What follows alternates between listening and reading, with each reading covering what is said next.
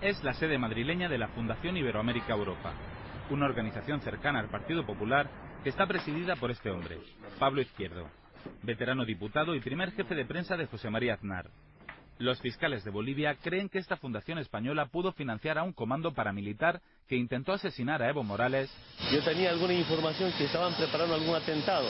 Y conseguir la independencia de Santa Cruz, la zona más rica del país.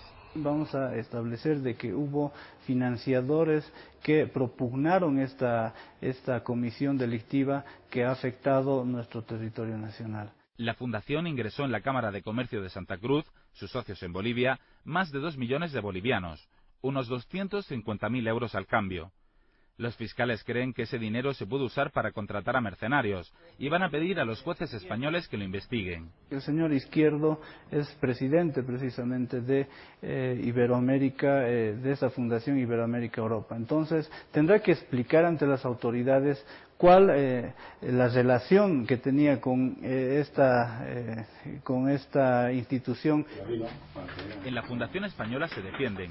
Aseguran que el dinero se destinó a un proyecto social que está subvencionado por la Comunidad de Madrid. No tenemos nada que ocultar, está todo perfectamente auditado, perfectamente analizado y perfectamente comprobado. Lo niegan, pero están molestos con sus socios bolivianos. Les han ocultado la investigación y la detención de uno de sus miembros, que curiosamente tenía acceso al dinero que venía de España.